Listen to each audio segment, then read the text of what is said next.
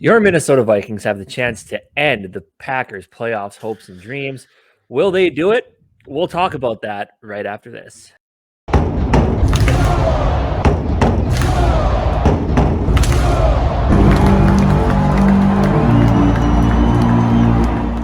Week 17 of the NFL season pits our Minnesota Vikings against the Green Bay Packers at Lambeau Field, the frozen tundra as they call it. Though we're looking at a pretty mild temperature game, it sounds like it's going to be like the mid 30s, maybe hit 40, which is absolutely huge. Right. Obviously, the schedule makers are set this up anyway for the Packers to be able to have that home field advantage and find a couple of wins, as they always do. They always get those late season home games against the division because, why not? It's the Packers. Right. But, that weather sounds just, I bet you anything, for us living what we lived through last week, at least here in Minnesota, I don't know how it was in Denver for you guys, but negative 30 with wind chill. We basically flipped the script, went up 60 degrees. It was 38 today. So if I can handle the weather, the Minnesota Vikings can handle the weather. But anyway, let's get down to business with the game here. Let's be honest, it's a big one. The Packers haven't been that great this year. They're 7-8. The media is talking like they're 14-2 or whatever. Yes, they're already Super Bowl favorites, probably. Yep, pretty much. All that stuff is finally starting to come back. The big media networks, Good Morning Football, is like, oh, the Packers, watch out. Here they come. Watch out, Vikings. They're probably going to beat the Vikings and beat the Lions and play the Vikings, and I'm taking them in that playoff game. Fuck. Whatever. Fuck. Minnesota, of course, Vegas, same thing. Last time I checked, Packers were 3.5-point favorites in this game. So everything is pit against the Minnesota Vikings, except for the fact that the Vikings find ways to win this season. And I just think it's going to happen again against this Green Bay team that's really not that good. They're better than they were week one. The rookie receivers are starting to come around, but people forget we still have Kirk Cousins, Justin Jefferson, Delvin Cook, TJ Hawkinson, some stars on defense, za'darius Smith revenge game. Again. So there's a lot going on in this game, and I would love nothing more than the Minnesota Vikings to go into Green Bay and just end it. And the Packers playoff hopes once and for all. Yeah, we just gotta step on their throats and we gotta just crush them. That's another thing, is they are the one team this year that we have beaten from start to finish. And that's something. I think we can do it again. But and that's what I hope happens. We just need to go in there and stop all momentum. There's nothing more annoying to me than the Packers coming back. And if they crawl into a playoff spot, it's going to be so stupid. This is our year. This is the Vikings year. This is we're making all these crazy comebacks. We're doing all this. We do not need the Packers to just make a playoff run here or anything. I don't know. It's just annoying. So we just got to go in there and we got to dismantle them. We got to put them in their place big time and let them know, like, hey, we're the kings of the North now. Not you guys. And we just got to keep rolling that way. I don't know, man. Like, this is a big game. This is, to me, this game doesn't really matter that much for our own playoff stuff. It kind of does. Obviously, we're still fighting for the second seed to potentially number one seed. We need a lot of luck in our favor, but I do think this is to me seems like one of the most important games of the year. And it's not anything to do with how we're going to do our playoff position or anything, but it's really about just to stop the Packers and not let them get in playoffs and anything. And of course, the Lions have to start choking against terrible teams after their good run themselves. And it was really funny because we were just talking a couple of weeks ago, like, it's hilarious how the Lions are the team we have to beat to try to get into the playoffs or whatever. Well, now that shit's flipped, and now it's the Packers again, and everyone's on their dick. And yeah, I don't know. We no messing around. This has got to be a game that we take personal. We know za'darius Smith took the first one personal. He's going to come back and take it personal again, and we're going to go out there and win this one, and destroy their hopes and dreams, man. Yeah. But anyway, this game is going to come down to a few key matchups. Let's jump in and talk about some of those. Sounds good. But before we do that, I want to thank everybody for watching the GG Sports podcast. We've been giving away Justin Jefferson rookie cards on our Instagram, and we've lately been also giving them away on our live streams for our post game streams, whatever. But we're going to start only doing this on our live stream. So if you're watching this from the Instagram, we're going to post it on the Instagram, but we're going to dedicate these cards to our live streams. So if anybody wants to join them, the one prerequisite for that is to subscribe to our channel. And yeah, jump in. We've already had a couple of winners so far, and it's going good. So yeah, right. don't forget to subscribe. Yeah. So first matchup, we got the boy number 4, Florida State. I don't know why I said Florida State, whatever. Minnesota Vikings running back Delvin Cook. I wish he was still like he was at Florida State all the time. But Delvin Cook last week, solid game. I believe he had what was it, 80 some yards on the ground, I believe. Couple tough runs in there as well. Delvin's still Delvin. The guy still got a ton of talent. Packers, as of late, have been holding up decently against the run. Last week, only allowing Raheem Mostert and Jeff Wilson Jr. Combined 82 yards on the ground, which is pretty solid. I know you were kind of telling me that the PFF wise, their run grade doesn't really, they're not really that great, correct? Yeah. According to their PFF, their run defense this year has been a 49.9 and a 53.7. They've had some games that they've absolutely been dominated in the run game.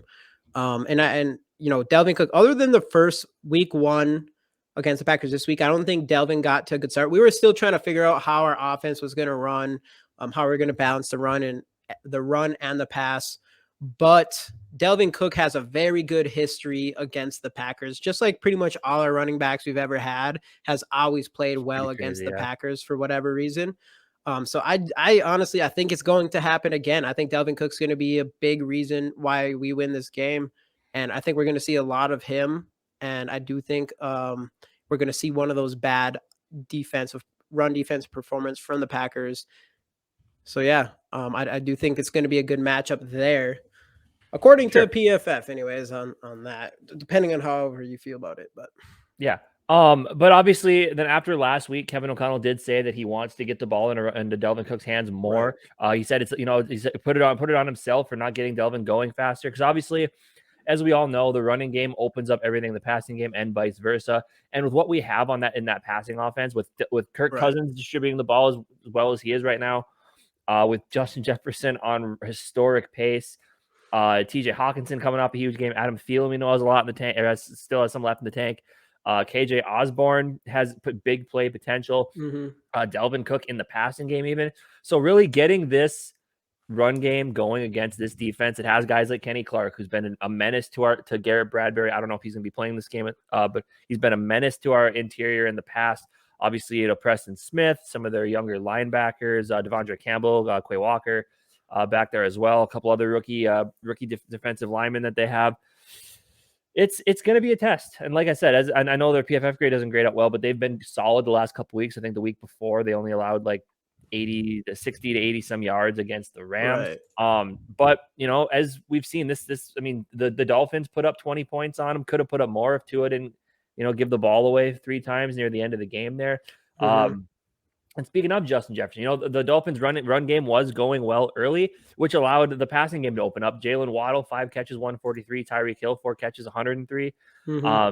And Justin Jefferson, with the pace he's been on and knowing how close he is to that record, I could see him having a Jalen Waddle type game where he has 5 to 10 catches for mid 100s, maybe pushing 180 yards. So really, Delvin Cook is the key to getting this offense going. If Kevin O'Connell, like he says, gets the ball in his hands more, maybe not up the gut every time, but get him off tackle, give a couple pitch plays, something like that, just to get Delvin Cook in space, because he's not that pounded up the middle type running back. But man, when you get the guy in space, as long as he doesn't get an ankle injury or something, like the guy, he's been very healthy all year long. Yeah, for sure. And that's something we got to give him credit for. Much better this year, but the guy can bust a big play at any time. So. Right. Yeah, I think the one thing is I do want, I think the last time KOC mentioned that, it was either before the Cowboys game or the Lions game, and we felt like we almost were trying to push the run too much. And I think in the next video that we made, we actually talked about using the pass to open up the run game. So we still need to find that balance. I don't want to just ride on Delvin Cook either, especially with his talent or the talent we have in the receiving corps. Specifically now that I think any teams who watched us the last couple of games, they should know that they do have to worry about more pass catchers than Justin Jefferson, with TJ Hawkinson's huge game last week and then KJ Osborne's the week before. So I think going into this game, I think we could also have a really good passing attack because it took us a while, I think, but I think we've finally starting to figure out how to move that ball around on offense, specifically from compared to earlier in the year. Sure. And the big thing too, people don't want to talk about because it's Kirk Cousins. Kirk Cousins has a record of 4-3-1 against the Packers as a member of the Minnesota Vikings. 17 touchdowns, only 5 interceptions. So the only annoying thing is we seem to win one and lose one every single year against them. Yeah, until this year. Until this we year. decide Well, to win this is both our year. not And have this to worry one, about them for a third time. this is big for KOC and the rest of this team because this is like a personal game, especially because we got guys like za'darius Smith. Like we do not want to let them in playoffs. We need to make sure this division knows that, like I already said, like we're the kings of this division now. Yeah. And we just need it to stay that way. And the Packers sneaking into playoffs will not bode well for us moving forward as far as at least creating that perception through the media. Because it literally takes one game for the Packers for the media to be all over them. It's fucking annoying. Hate it. Speaking of za'darius Smith, that is our second key matchup. That is za'darius Smith against that Packers offense. Obviously, the first week, za'darius Smith coming up with a sack on Aaron Rodgers. He was sacked. How many times did we sack that first game? We got to him like 4 times, didn't we? 3, right? 3?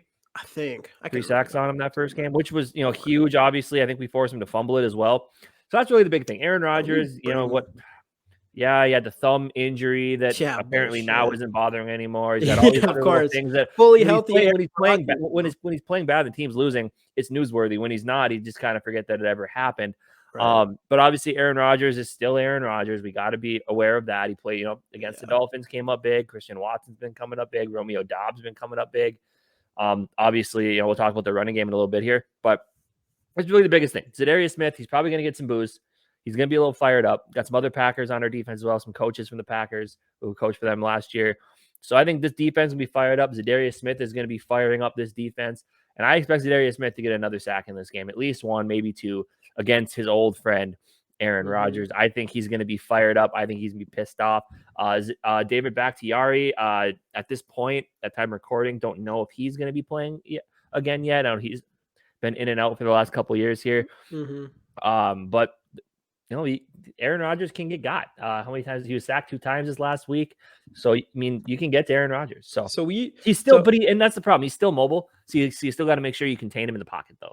Yeah, it says za'darius Smith had only 1 sack. I swore he had more than 1. They must have given it to someone else. I don't know what happened there.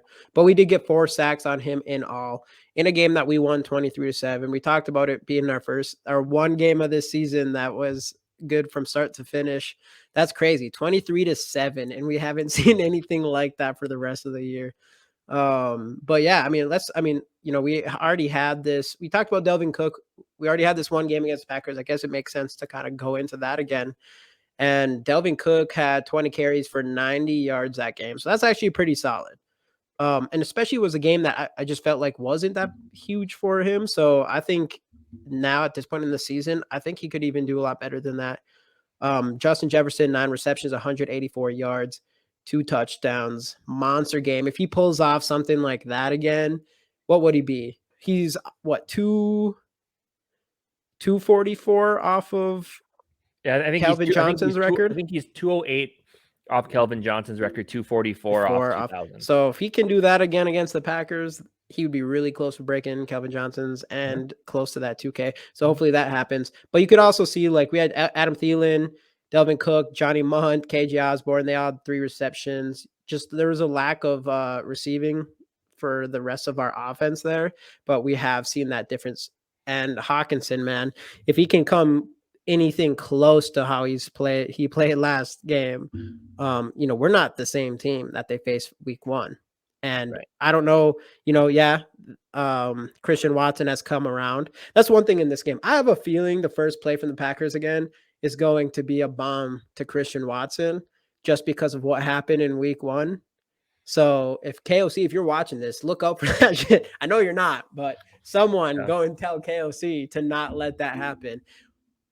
Even though if that does happen and he drops it again, that would be hilarious. But But the big key, though, to limiting Aaron Rodgers and what he can do is making sure we stop these two, Aaron Jones and A.J. Dillon. Aaron Jones, he's more like the versatile. You can use him in any way. He's great out of the backfield as a pass catcher. He's a phenomenal running back when he has room. Didn't put up a ton of yards this last week, but that was mainly because the Packers were in catch-up mode for a lot of that game. Let's see, how many did he have? And they weren't huge factors in the pass game either, but they both very well can be. But obviously, A.J. Dillon is more of that bruiser, pounded up the middle type running back, kind of like the Alexander Madison changeup that we have. But their offense, when those guys are running well, that is what drives their offense, especially with some young pass catchers who are still learning how to play the position and play with Aaron Rodgers. So it's going to be paramount for Delvin Tomlinson, Harrison Phillips, the second level with the linebackers, stopping these two from getting loose and stopping them if they're going to pass out of the backfield, make sure linebackers are on top of that as well. That's going to be big because when these running backs go, the Green Bay Packers passing attack goes as well. When Aaron Rodgers has enough time to sit back there, which has been another problem, not getting a lot of pressure. We don't get a lot of pressure on Daniel Jones, and he was picking us apart. That's the one thing that really worries me about this game. Right. Is just because with Rodgers, yes, he's getting older. He's not, obviously we can tell he's not what he once was, but he's still smart. He still has the brain of Aaron Rodgers. We all know that's never going anywhere. So, if you let him sit in the pocket comfortably, he's going to find ways to beat you, especially if you got some softer coverage against the likes of Christian Watson, who can take an underneath pass to the house. So that's really going to be the biggest thing, stopping these two, containing the run game, containing Aaron Rodgers, but also getting pressure. So it's, as much as I don't think the Packers are as good as everyone's making them out to be, because I get they're on a little winning streak here, they're still dangerous. And that's what makes them the most dangerous, is when Aaron Rodgers has time and when he's able to do whatever he wants because the running game is working. So stopping these two is paramount to success for this defense. Yep, absolutely. Like you said, that and getting to Aaron Rodgers is going to be huge this game. Even in that first game, we saw that. That was one thing that was weird about, we talked about a lot of that earlier, was how in the Packer game we did see a lot of blitzes and we were getting to Aaron Rodgers, and then it kind of dropped off pretty dramatically for most of the rest of the season. But we've brought it back quite a bit recently, even though last game it did seem like we pulled off. In the beginning, it was like we were bringing the blitz and then we kind of pulled off. I don't know what happened. But again, we got to get to Aaron Rodgers. We got to blow up their offensive line, even though their PFF offensive line grade is let's see here, 77.8. So according to PFF, they have a really good pass blocking grade, but we've already sacked Aaron Rodgers 4 times the last time we played. So we just got to keep doing it, especially with Aaron Rodgers. He's been making a lot of terrible throws this year, so we just need to force him into those. For sure. But, at the end of the day, we all know you're going to Lambeau. This game is not going to be easy, but I think it is a game that the Vikings will pull out. And again, it all comes down to, kind of a recap. Get the running game going, so it really open things up for Justin Jefferson and Adam Thielen, TJ Hawkinson, those guys. Kirk needs to keep slinging the ball and limit the Packers' rushing attack to really, I don't want to say make him one-dimensional, because if you make him one-dimensional, Aaron Rodgers can still hurt you. But you really got to stop the run and contain Aaron Rodgers, and you got to find a way to get pressure or find a way to cover those guys really well, because this could be one of those games, even though it's going to be cold-ish. Yeah, I think it's going to end up being sort of a little mini shootout, kind of like we saw this last week, where the scores get up into the mid-20s, maybe even low 30s. So speaking of, with that, unless push it over to you if you got anything else you want to talk about with this game. But otherwise, give me some score predictions. Yeah. The only thing, we just got to beat them. We got to crush these guys. We got to stop them in their tracks. We get to be a team that stops their momentum and stops them. Because if we beat them, I don't know, like, do they still have a chance to make playoffs next week? I think there's like a small one. It would be, I think it'd be pretty minuscule at that point. Yeah. So, but we have this opportunity for them to miss playoffs, and we just got to do it. We got to do it. And I think we are going to do it. I think, this is our year. And I think this is going to be a game that is similar to the first one, the week 1. And I know I've said probably like 3 times that I was going to stop having more than double-digit scores or whatever difference, whatever. But for my score prediction, I'm going to go with 28. I'll go 28-17 just to have that 11.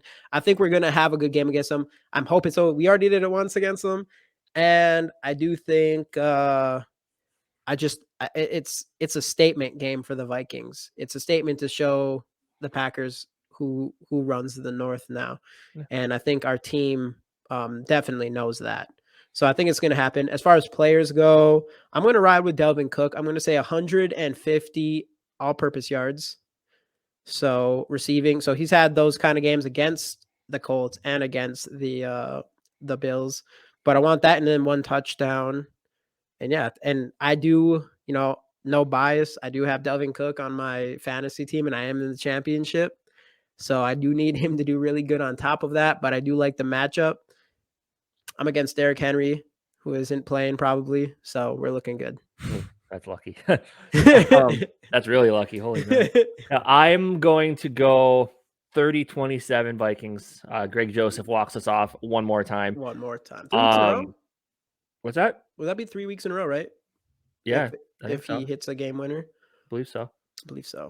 And then Kirk Cousins is going to have another 300-yard game, 2 or 3 touchdowns. I think he's going to be really safe this game. I don't think he's going to turn the ball over at all. I think we're going to see clutch Kirk Cousins, who wants to kick the heated rival Green Bay Packers out of the playoffs. So yeah, we need to see that Kirk go. We need to see Kirk go. We haven't seen him on the plane in a while. I know. So we got to get win another this one, return trip. Yeah, if we win this, I don't even know if they take airplane to Green Bay. Do you think they do that? They probably do. Yeah. You're a football. They don't drive. They don't take a bus. Take a bus to Green Bay. Planes. Remember because they got stuck there a couple years ago on the runway when it was snowy or whatever. Okay. So we do. I want to see some Kirko chains after this victory. So for sure. So that does it for our score predictions. We want to know what your guys' score predictions are for this game. Drop those down in the comment section, and we'll see you guys next time on the GG Sports Podcast. Skol Vikes.